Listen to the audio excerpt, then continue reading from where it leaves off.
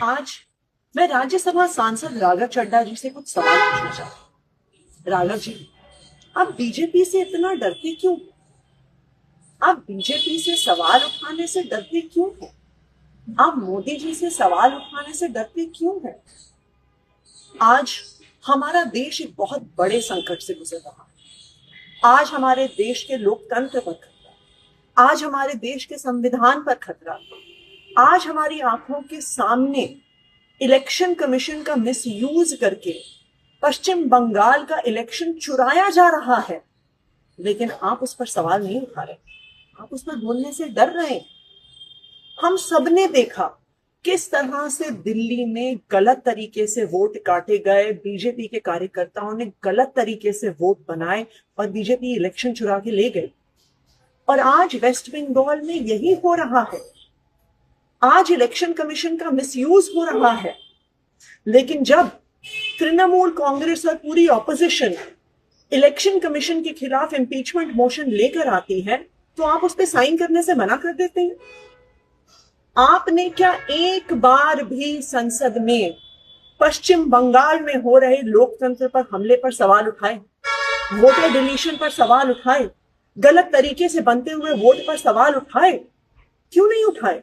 क्या बीजेपी से डर रहे हैं? क्या मोदी जी से डर रहे हैं? आज देश के सामने, देश के आम आदमी के सामने सबसे बड़ा संकट एलपीजी गैस सिलेंडर का है।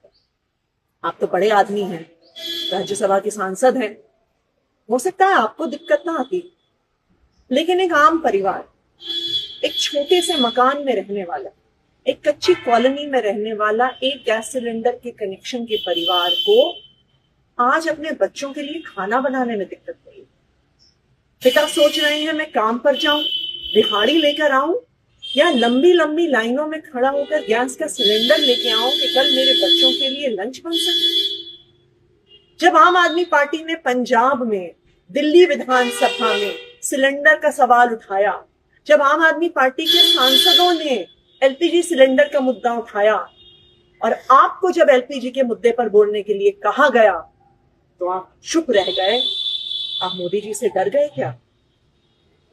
आज इस देश में हर इंसान को यह तय करना होगा कि क्या वो मोदी जी के साथ है या वो संविधान के साथ है, लोकतंत्र के साथ। मुझे याद आ रहा है जब अरविंद केजरीवाल जी गिरफ्तार हुए थे, हम सब सड़कों पे खड़े होकर लड़ रहे थे, पुलिस हम पे लाठियां चढ़ा रही थी, हमें घसीट घसीट कर पकड़ कर लेके जा रही थी।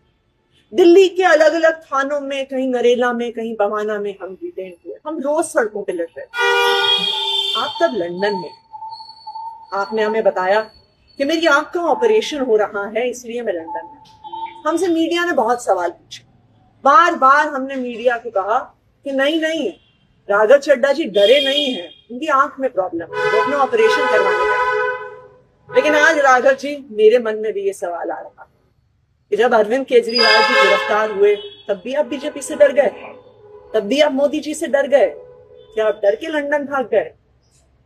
देखिए, हो सकता है कि आप मोदी जी से डरते, हो सकता है आप जेल जाने से डरते, लेकिन हम अरविंद केजरीवाल के सिपाही हैं। हम ना बीजेपी से डरते हैं, ना मोदी जी से डरते हैं, ना उनकी एजेंसी से डरते हैं, ना जेल जाने से डरते हैं।